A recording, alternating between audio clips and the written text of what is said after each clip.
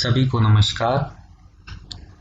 हमने health awareness बढ़ाने के लिए एक नई श्रृंखला शुरू की है जिसका नाम है health for all disease for none. आज का एपिसोड है क्या कोरोना खतरनाक है। जैसा कि हम सभी को पता है कि आजकल कोरोना महामारी ने भयानक रूप ले रखा है। हम सभी लोग कोरोना से परेशान हैं और ऐसी स्थिति में कम जानकारी या जानकारी का अभाव बहुत खतरनाक हो सकता है। तो आज के इस एपिसोड में हम यही बात क्लियर करने की कोशिश करेंगे कि क्या कोरोना खतरनाक है। चलिए शुरू करते हैं। किसी व्यक्ति में कोरोना इन्फेक्शन के खतरनाक हो जाने की कितनी संभावना है? 81% में माइल्ड टू मॉडरेट, 14% में सीवियर और 5% में क्रिटिकल होने की संभावना है। मतलब ये है कि अगर 100 लोगों को कोरोना होता है तो 100 में से करीब 80% 80 से 85% लोगों को हल्की या मध्य दर्जे की कोरोना की बीमारी होगी और बाकी बचे हुए 15 से 20% को थोड़ा सा ज़्यादा सीवियर होगी और उनमें से कुछ लोगों को बहुत ज़्यादा सीवियर या क्रिटिकल हो सकती है। कोरोना संक्रमित व्यक्ति की मृत्यु की कितनी संभावना है? अभी हमने देखा कि अगर व्यक्ति कोरोना से संक्रमित हो जाए तो उसकी कोरोना की बीमारी लगभग 80 से 85% लोगों में हल्की रहेगी और 10, 15 या 20% लोगों में ज़्यादा सीवियर होगी। लेकिन अभी तक हमने मृत्यु की कोई बात नहीं करी थी। अब हम देखेंगे मृत्यु की, किसी एक व्यक्ति की मृत्यु की कितनी संभावना है।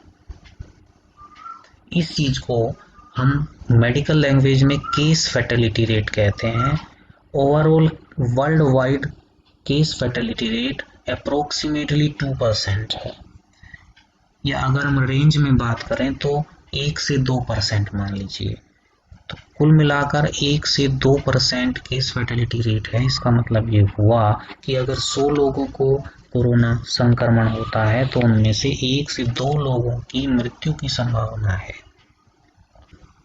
तो कोरोना संक्रमण से मृत्यु की संभावना एज के साथ बढ़ती है। जहाँ 20 से 54 साल के लोगों में ये मृत्यु की संभावना या केस फैटेलिटी रेट 1% से भी कम है, वहीं 85 ईयर या उससे ज़्यादा के लोगों में ये 10% से 27% के बीच हो सकता है। केस फैटेलिटी रेट कोमोर्बिडिटी से भी अफेक्ट होती है। मतलब अगर कोरोना से संक्रमित व्यक्ति को और बाकी बीमारियां भी हैं तो उसकी मृत्यु की संभावनाएं बढ़ जाती हैं। अगर हम यहाँ पे डाटा देखें तो कार्डियोवैस्कुलर डिसीजेज में ये 10 to 11% के चांसेस हैं। डायबिटिक पेशेंट्स में 7% के आसपास है। जिनको सांस की प्रॉब्लम्स है, फेफड़ों की दिक्कतें हैं, उनको 6% के आसपास है। हाइपरटेंशन वालों को भी 6% के आसपास है। कैंसर वालों को भी 5 से 6% के आसपास मृत्यु की संभावना है। इसका मतलब साफ साफ ये है कि अगर साथ में कोई भी पुरानी क्रोनिक माइल्ड मॉडरेट या सीवियर प्रॉब्लम है तो ऐसी स्थिति में कोरोना से मृत्यु की संभावना बढ़ जाती है। ये केस फैटेलिटी कोरोना सीवियरिटी के साथ साथ भी बढ़ती है।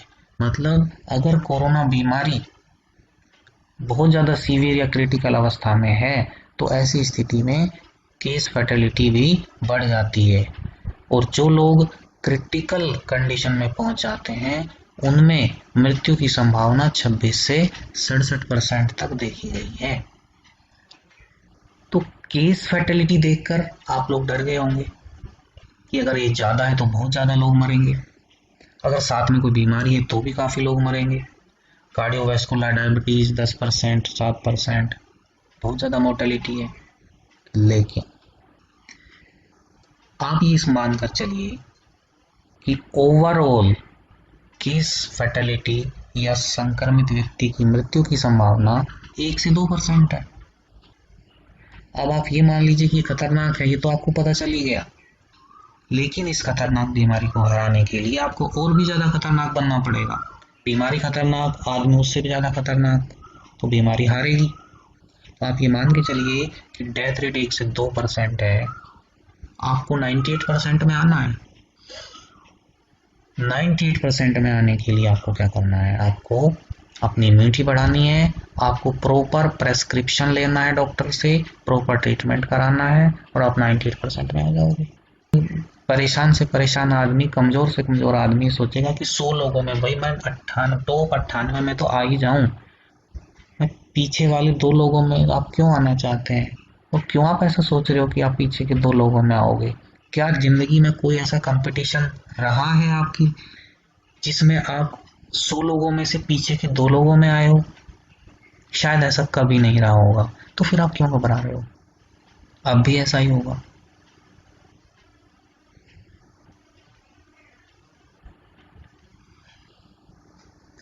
कोरोना संक्रमण को और अधिक खतरनाक बना देने वाले फैक्टर्स। अभी जैसा हमने देखा कि एज बढ़ने के साथ साथ कोरोना संक्रमण ज़्यादा खतरनाक होता है, मेल सेक्स में भी ज़्यादा सीवियर होता है, ओबेसिटी और स्मोकिंग की हिस्ट्री, इन सब में ज़्यादा खतरनाक कोरोना होगा। दूसरा, प्रेजेंस ऑफ कोमोर्बिडिटीज, मतलब पहले से दूसरी बीमारियों का होना। वो भी हमने अभी देखा था कि अगर हार्ट की बीमारियां हैं, डायबिटीज़ है, लंग डिसीजेज हैं, मैलिग्नेंसी, अगर इस तरह की बीमारियां हैं तो कोरोना संक्रमण और अधिक खतरनाक हो जाता है। किसी की इम्यूनिटी बहुत ज़्यादा कमज़ोर है, किसी कारणवश, हो सकता है वो इम्यूनिटी सप्रेस करने की दवाइयाँ ले रहे हो या कोई ऐसी बीमारी हो जिसमें कि इम्यूनिटी कम हो जाती है। क्रोनिक किडनी डिसीजेज में ऐसा हो सकता है, और को इन्फेक्शन, साथ में कोई और इन्फेक्शन है, कोई दूसरा इन्फेक्शन कुछ भी हो सकता है, बैक्टीरिया का हो सकता है, वायरस का हो सकता है, फंगस का हो सकता है। तो कोई भी दूसरा इन्फेक्शन अगर साथ में है तो उसकी वजह से कोरोना संक्रमण और अधिक खतरनाक हो सकता है। तो इन फैक्टर्स पर ध्यान दीजिए, ये वो फैक्टर हैं, ये वो कारक हैं जो कोरोना संक्रमण को और ज़्यादा खतरनाक बना देते हैं। इन कारणों पर ध्यान दीजिए, इनको कंट्रोल कीजिए। अगर आप इन कारणों को कंट्रोल कर लेंगे, इन कारणों को या तो हटा दीजिए, और अगर नहीं हटा सकते तो इनको कंट्रोल कर लीजिए। आप इन्हें कंट्रोल कर लेंगे तो कोरोना भी कंट्रोल हो जाएगा। कोरोना की सीवियरिटी, कोरोना की भयावहता आपको बिल्कुल नहीं डरा सकती, इस बात का ध्यान रखिए।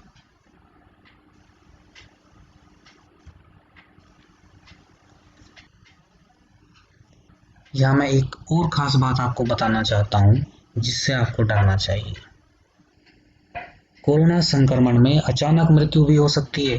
संक्रमण का पता चलते ही डॉक्टर से व्यक्तिगत प्रेस्क्रिप्शन लें और लगातार संपर्क में रहें।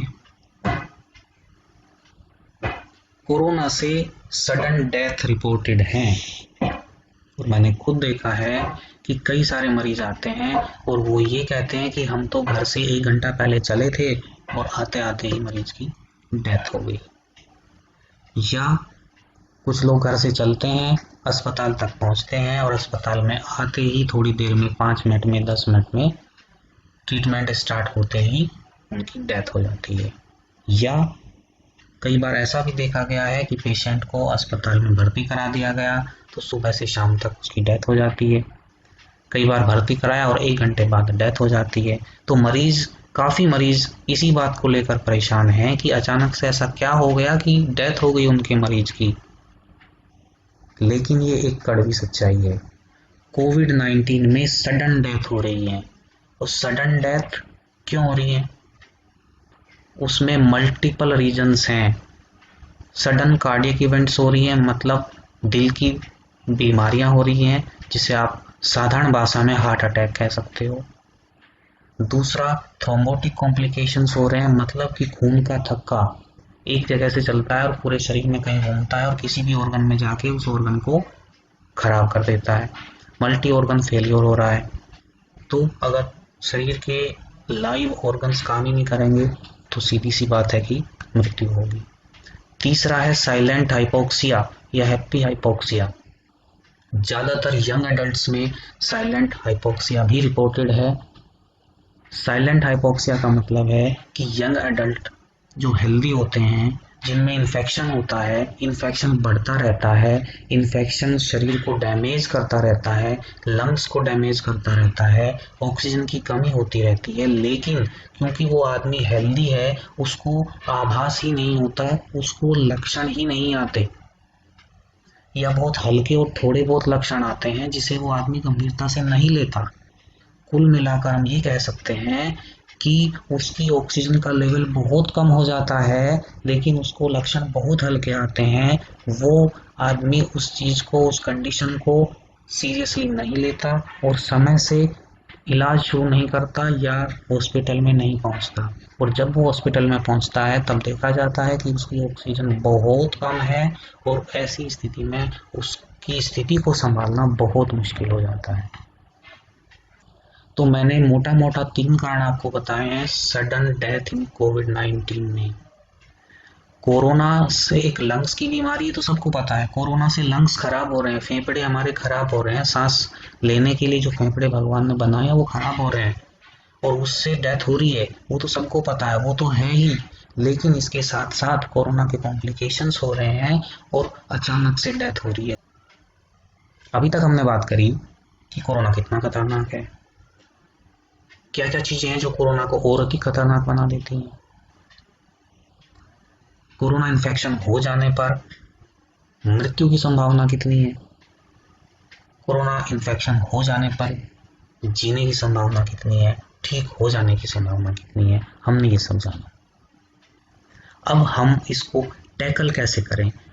इसको टैकल करना है, इसका हमें सामना करना है 2 चीजों से। एक तो हमें अपनी इम्यूनिटी बढ़ानी है और दूसरा हमें प्रॉपर इलाज लेना है। इसका एग्जाम्पल मैं आपको दे रहा हूँ, आपको बहुत आराम से एक बहुत अच्छे एग्जाम्पल से समझाऊंगा। चलिए शुरू करते हैं, समझते हैं इसको।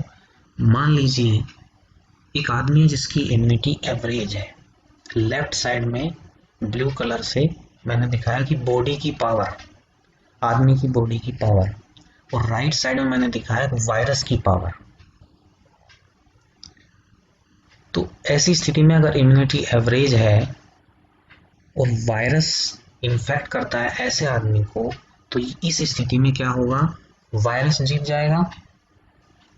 अब अगर इस आदमी ने थोड़ी मेहनत करी होती, इम्यूनिटी बढ़ाने के लिए कुछ प्रिकॉशंस लिए होते, तो इसकी इम्यूनिटी और बढ़ जाती। ओके, देखिए इसकी इम्यूनिटी और बढ़ गई, लेकिन अभी भी इसकी वायरस से लड़ने की टोटल पावर कम है, तो ये अभी भी इस कंडीशन में वायरस जीत जाएगा। अब इस आदमी ने इलाज शुरू कर दिया, इम्यूनिटी इसने बढ़ा ली अपनी, अब इसने इलाज शुरू किया। ये देखिए, इलाज शुरू करने के बाद इसकी पूरी पावर, शरीर की इम्यूनिटी और इलाज की पावर, टोटल पावर वायरस की पावर से ज्यादा हो जाएगी और ये आदमी जीत जाएगा, वायरस हार जाएगा। ओके, अब दूसरा एग्जांपल देखते हैं कि लो इम्यूनिटी। ये आदमी लो इम्यूनिटी वाला है, लेफ्ट साइड में इम्यूनिटी दिखाई गई है ब्लू कलर से और राइट साइड में ग्रे कलर से वायरस की पावर दिखाई गई है। तो इसकी इम्यूनिटी पहले से ही कम है, फिर इसने थोड़ी सी इम्यूनिटी बढ़ा ली। देखिए, थोड़ी सी इम्यूनिटी बढ़ा ली, लेकिन फिर भी इसकी पावर वायरस से कम है। फिर इसने इलाज शुरू किया, इसने इलाज किया और अपने शरीर की पावर बढ़ा ली। ये देखिए बढ़ गई, लेकिन फिर भी टोटल पावर वायरस की पावर से कम रह गई। तो ऐसे में क्या होगा, वायरस जीत जाएगा इस लड़ाई में। चलिए तीसरा एग्जांपल देखते हैं। ये एक आदमी है जिसकी इम्यूनिटी पहले से ही काफी ज्यादा है। अब इसने कोशिश करी, प्रिकॉशंस लिए, हेल्दी डाइट और एक्सरसाइज की, हेल्दी लाइफस्टाइल अपनाया और इसने अपनी इम्यूनिटी को और बढ़ा दिया। देखिए, इसने अपनी इम्यूनिटी को थोड़ा और बढ़ा दिया। अब क्या हुआ, इसकी टोटल बॉडी की पावर वायरस की पावर से ज्यादा है। तो ऐसी स्थिति में इसकी कौन जीतेगा, वायरस या बॉडी? बॉडी जीतेगी, बिना किसी मेडिसिन के जीतेगी। इसका मतलब क्या हुआ कि कुछ लोग ऐसे भी हैं जिनकी इम्यूनिटी बहुत ज़्यादा है और थोड़ी और वो सावधानियां बरतते हैं, तो वो इन्फेक्शन होने के बावजूद भी खुद ही ठीक हो जाते हैं, उनको किसी दवा की भी जरूरत नहीं है। इसलिए हमें वायरस से लड़ने के लिए अपनी बॉडी की पावर को बढ़ाना है। बॉडी की पावर, वायरस से लड़ने की पावर को बढ़ाना है। वायरस से लड़ने की पावर का मतलब है कि बॉडी के अंदर की इम्यूनिटी और साथ में इलाज। इम्यूनिटी वाली पावर को हम इलाज की पावर से ऐड करके अपनी टोटल पावर बढ़ा सकते हैं और वायरस को हरा सकते हैं। आज के लिए इतना ही। धन्यवाद।